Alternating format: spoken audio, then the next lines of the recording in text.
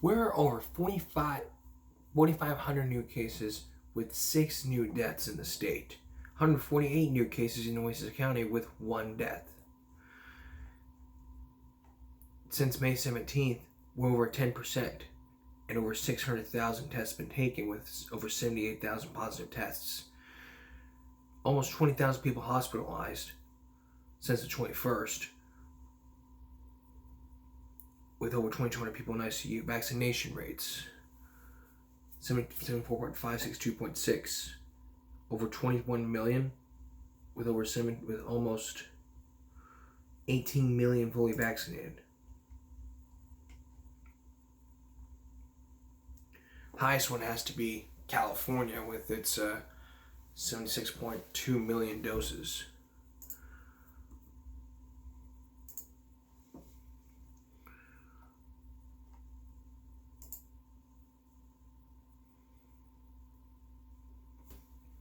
And on the 23rd, we have 2 active cases, elementary staff and a junior high student. Last week it was 0. 1 to the 18th. I'm sensing a pattern here.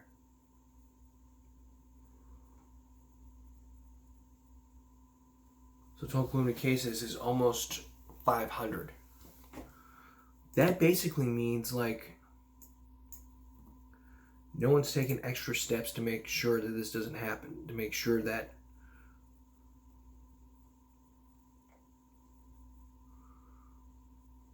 everyone's safe.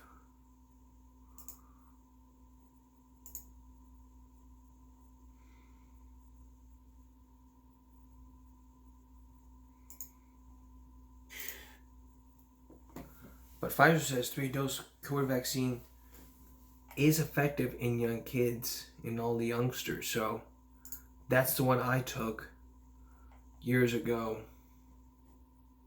Months ago. And since then, I haven't gotten COVID, but I still take extra precautions when it comes to stuff like this.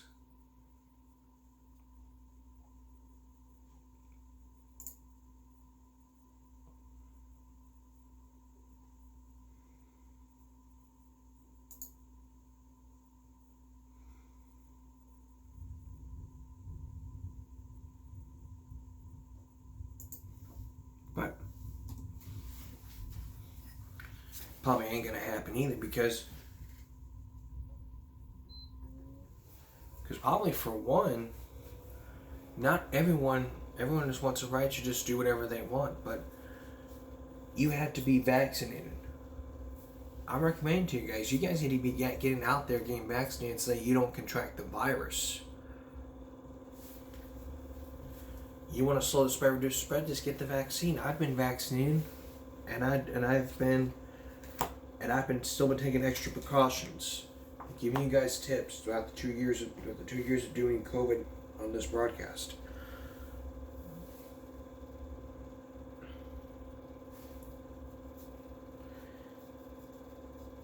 Nobody takes quarantine. No one ever takes quarantine very seriously. I took quarantine very seriously. When we were on lockdown, we weren't allowed to go see our families. We weren't even allowed to go outside, play basketball, do whatever.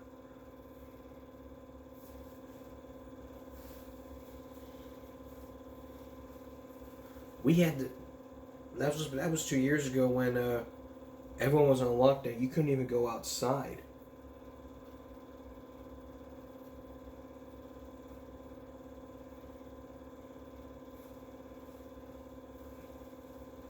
It's how it is. But the thing you have to understand about quarantine is you have to stay in your area for a minimum of 5 days. If you're positive, if you're living with someone that's positive, you need to stay away or stay in your area for 5 days. After the 5th day, get tested. You're negative, you're good. You're positive, that's another 5 days. Repeat the process until you're negative.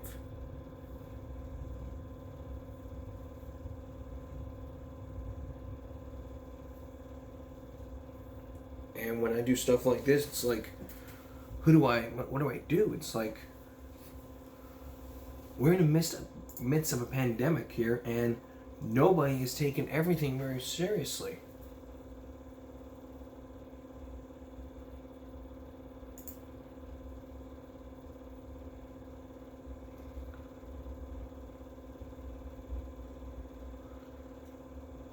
But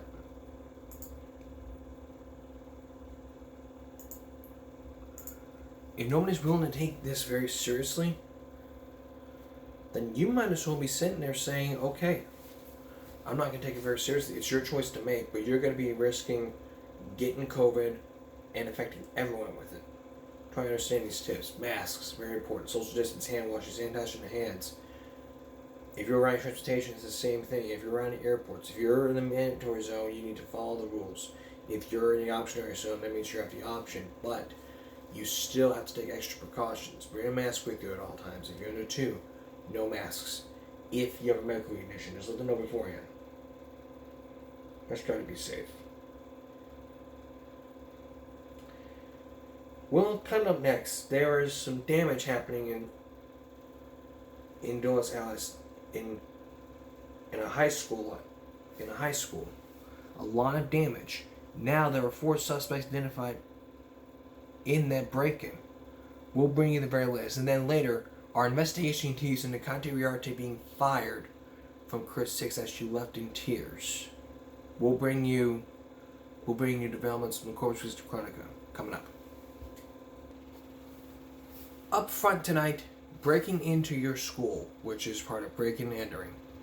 In Arkadellas ISD, they canceled school after a break-in happened. There are 4 suspects identified. Take a look.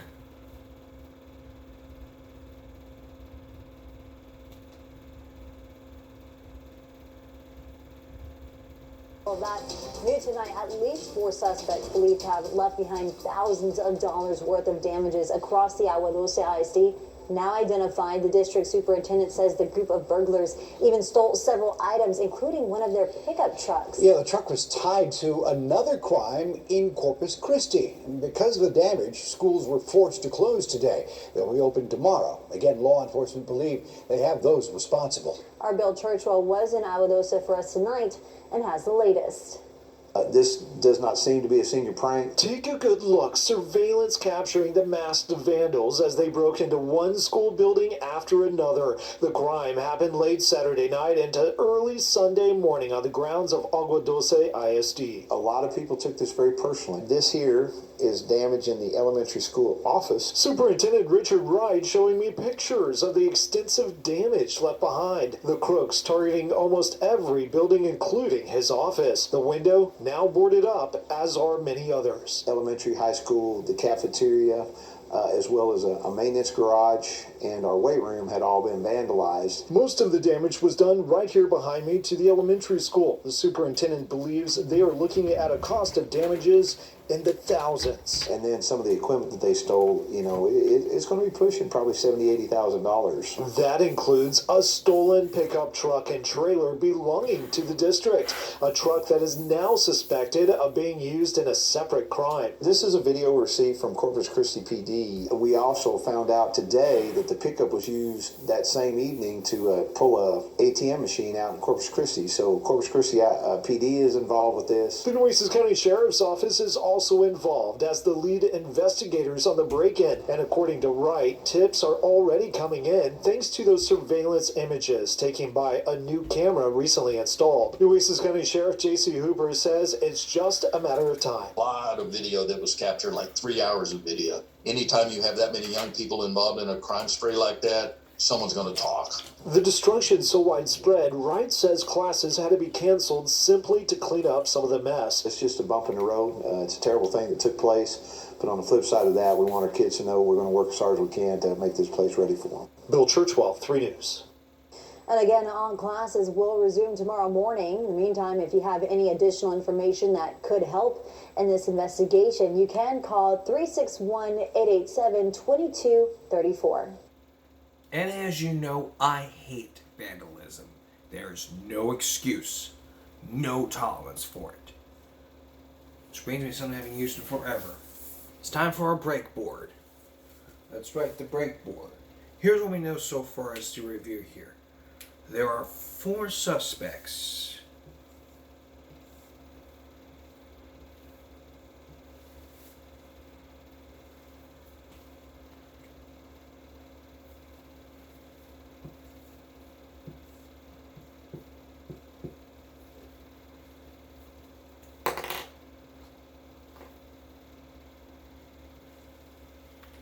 Get my stick figure.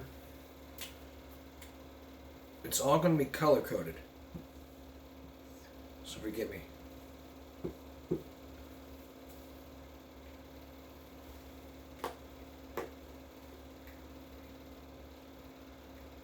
then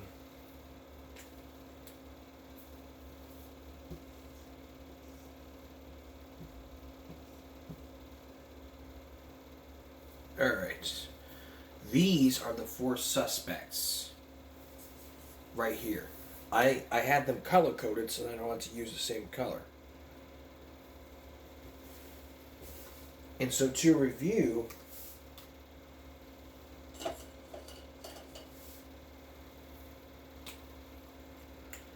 all 4 of them had a truck.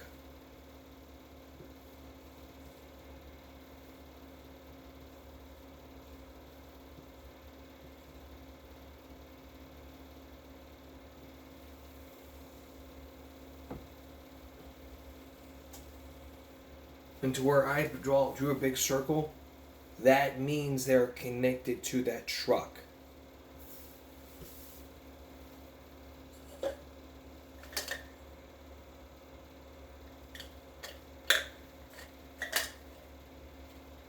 And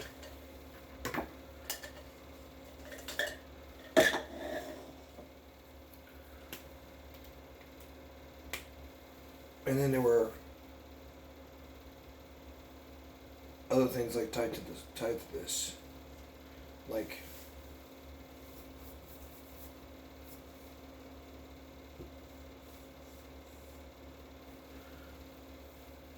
these two. These two were these are the schools. So you have S1 and you have S2. Which is school 1, school 2. School 1 is probably elementary. The other school is the other school. Then you have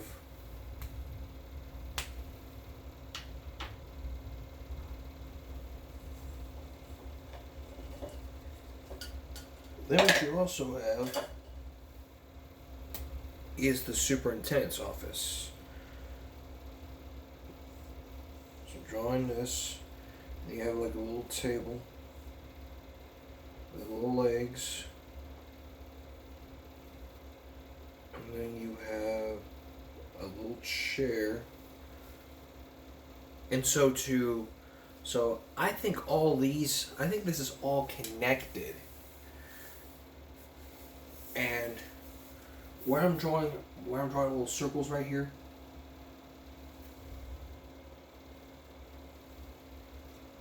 those must be the cameras. So this is what I've got down so far. And if you want to sit here and say, oh, that's not correct, rewatch it again, I can rewatch it.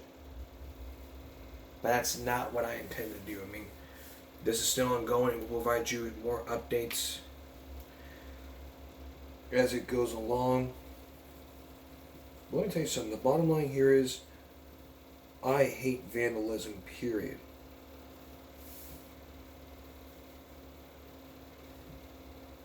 I hate vandalism more than I hate Donald Trump.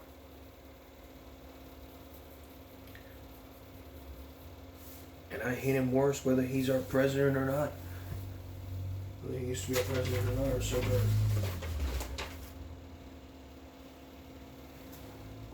Served our country. This will work. But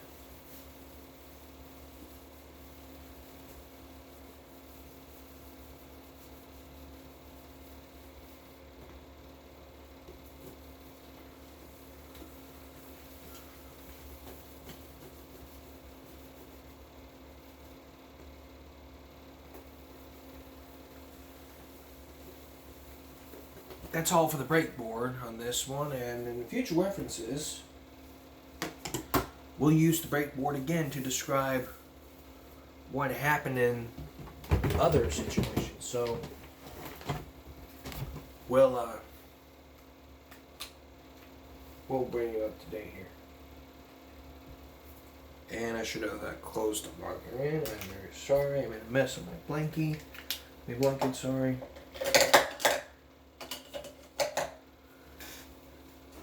Whatever happened again, I should have.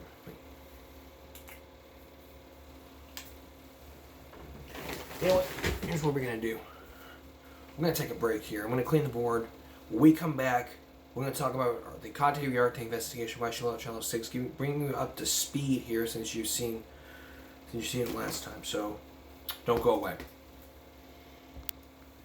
Now to an update on some stories we've been watching throughout the months and the years in our show.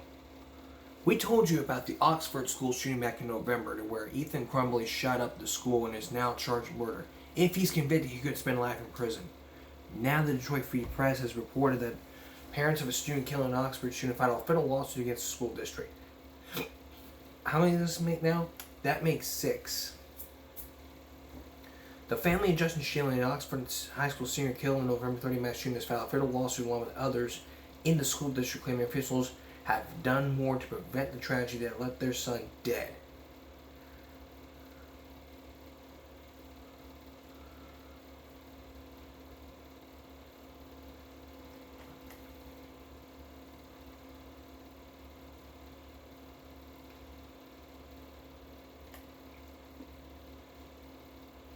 So that's the latest from that lawsuit. And according to Fox News, this was all about Oxford shooting suspect Ethan Crumbley. Michigan school staff should have spotted red flags. Here's a song about a brawny paper towel. Very sorry about that. But Oxford shooting suspect Ethan Crumbley. Michigan school staff should have spotted red flags, suit said. Oxford High School administrators had possession of the backpack that allegedly contained Crumbley's gun and ammunition, but failed to search it before handing it back to him, new lawsuit states. A new federal lawsuit sheds light on the hours leading up to Michigan's devastating Oxford High School shooting, including how school administrators had possession of the backpack that was allegedly carrying Ethan Crumbley's gun and ammunition, but failed to search the bag before handing it back to the teenager. The legal team representing a number of student victims in multiple lawsuits related to the late 2021 Oxford High School shooting have filed a new federal complaint against Oxford Community Schools and several staff members and administrators for allegedly failing to take action despite Crumbley's concerning, strange, and bizarre behavior. Such behavior should have caught the attention of his parents and school officials, especially when a handful of teachers reported Crumbley's alleged concerning drawings and actions, the lawsuit states. With the alarming number of red flags and desperate cries for help that Ethan's parents, teachers, counselors, and administrators all somehow missed, this mass shooting absolutely could and should have been prevented, but Attorney Ben Johnson said in a Monday press release. The lawsuit was filed in the Eastern District of Michigan and accuses Oxford Community School District and 9 current or former school staff members of violating students' 14th Amendment rights to be free from danger created or increased by the defendants, among other things. A spokesperson for the school district will not comment when contacted by Fox News Digital, noting that its legal team was still reviewing the filing. that's a portion. If you want to know more about that, we'll have that link in the description. If you want to learn more about the latest in the Oxford shooting, we'll have that on our Substack website, which is givemeabreak.substack.com. Also, we're still looking into the DeKalb County School District.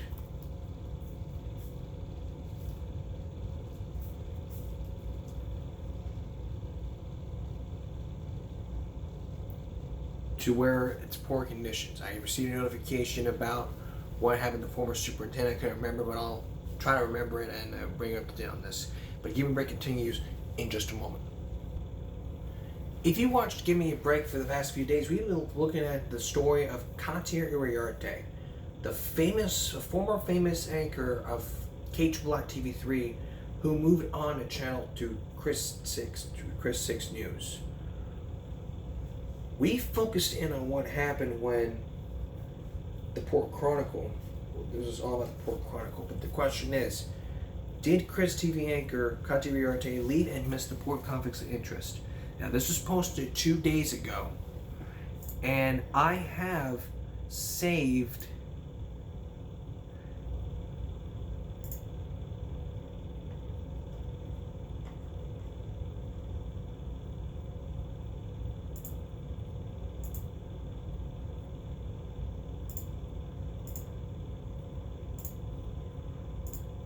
another article. I think it was another article from them. Let me scroll down.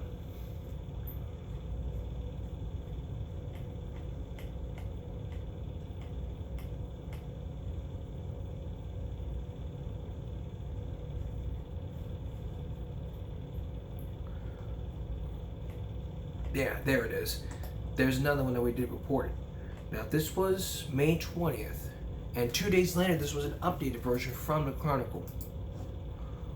Now, here's what this one says. May recall it was a year ago this week that they reported on open records revealed by the Port of Corpus Christi was paying tens of thousands of dollars to Channel 6 and local media outlets. The Chronicle believes Port pays local media to kill bad port stories. They blew the whistle on the Port Director Sean Strawbridge, one of Katya Uriarte's current husband, bosses at the Buck Commission. In that report, they detailed Katya Uriarte's conflicts of interest and openly questioned why she was wearing 5 different puff pieces on one of her husband's bosses, Port Director Sean Strawbridge. The stories from Strawbridge recently disappeared after the Chronicle blew the lid off the Katya Uriarte conflict of interest report. But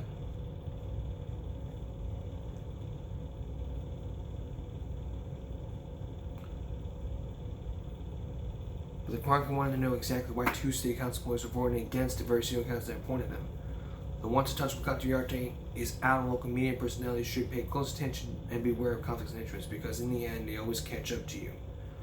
She's investigating West County Judge Barbara Canales and the Port of Corpus Christi for corruption. If Katya Uriarte were to be available for comments, I would have her. If I would ask, let me tell you something. I would be glad to have Uriarte come forward and tell me her side of the story, and have everyone here tell me their side of the story. This is not me walking to a trap. I give you the truth and nothing but the truth. I don't mess around when it comes to crap like this. People have to think. And looking at this,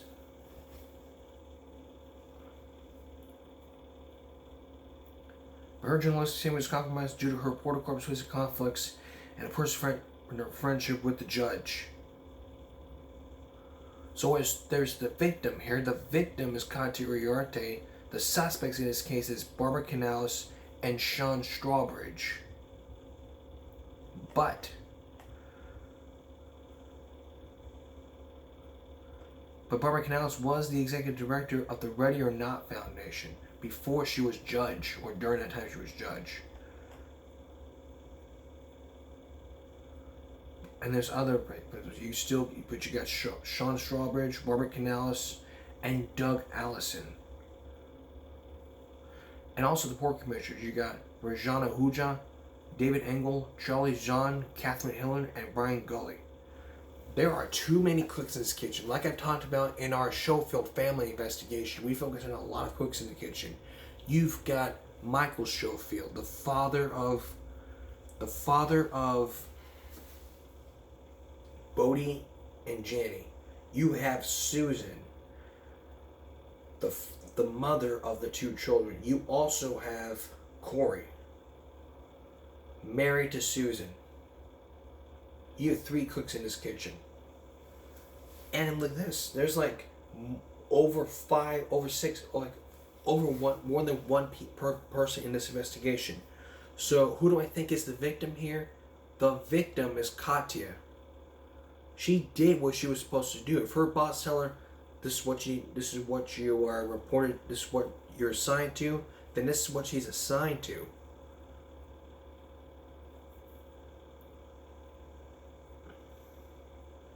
But they believe that so long as Sean Strawbridge keeps paying Barbara Canales' husband Doug Allison, and she controls the port votes. There's something the taxpayer viewer can do. Enter the investigative division from Channel 6. The investigative department has put Cotillard in a difficult personal position, forced her to report on story after story about her battle with friend Barbara Canales. But if they agreed to come on the show, they would be gladly to tell me their side of the story.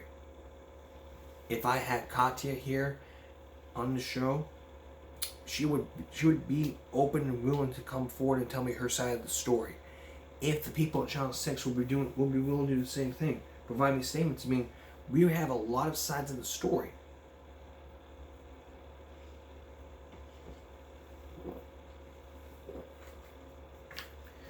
This one would be like, "Hi, I'm Chris Wallace from ABC News," or "Hi, I'm Jay Shadow with Primetime Live."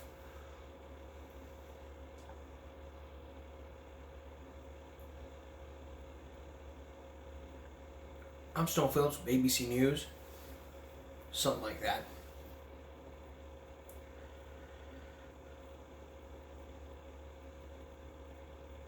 I would just walk in and be like, "Hi, I'm John the Carmody of YouTube. We're doing a story on journalistic corruption." And it's like, "Sure, would you like to know?" And then all of a sudden I would give them the details. I mean, you fired Katya. The Corpus Christi Chronicle would like to know about this. I mean, if the Corpus Christi Chronicle is watching this, I will be willing to be willing to tag along in this investigation. We want to give me a lot of things. I mean, we have Barbara Canales, we have Doug, we have Barbara Canales, we also have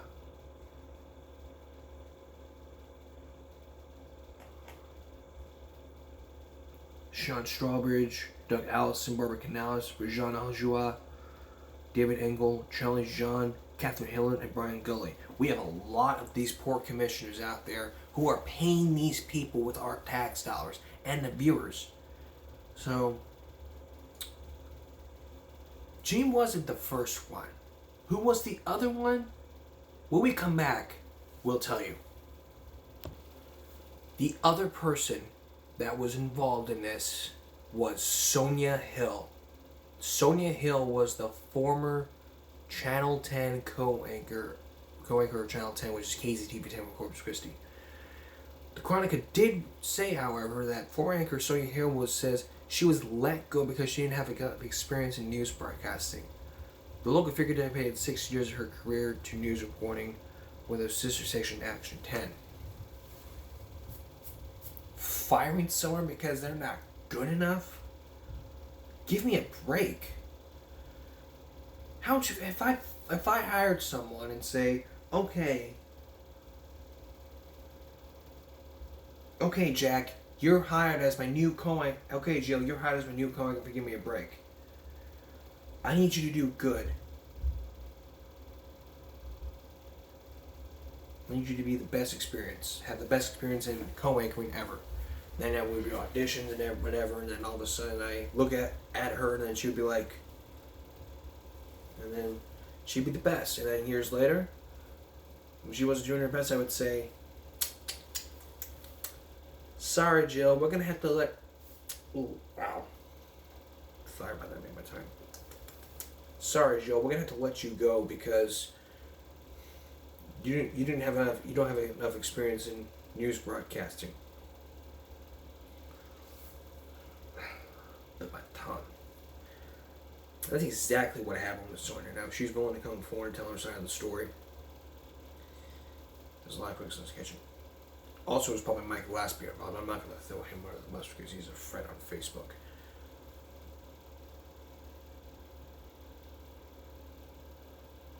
But if that happened, then I wouldn't even be here. And people have said, well, we should have fired her. I think she had plenty of experience. I agree.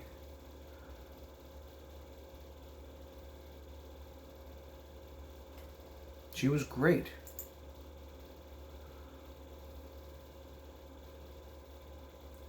I mean, she was doing this 6 years ago. I really wanted to meet Sonia Hill, but backfired because of what happened. So Everything's swept under the carpet because nobody cared. They really did not care. So here's what we know so far. We know that Conte Uriarte was fired and was left in tears. The suspects in this case are Barbara Canales. The suspects in this case are Barbara Canales, Doug Allison, Raj Ajuha, David Engel, Charlie Zahn, Catherine Heller, Brian Gully, and Sean Strawbridge. The victim is Katia Uriarte, and probably her husband too, if she was ever involved. We'll continue this investigation in weeks ahead and bring you the results on a future Give Me a Break. That's all for this edition of Give Me a Break Monday going to Tuesday. We'll see you again for Give Me a Break Wednesday. For all of us here at YouTube and Give Me a Break all around the world. And if you want to hear my thoughts about this Conte Uriarte case, visit our Give Me a Break website at givemeabreak.substack.com. That's all for this edition of Give Me a Break Monday going to Tuesday. We will see you again on Give Me a Break Wednesday. And for all of us here at Give Me a Break and YouTube,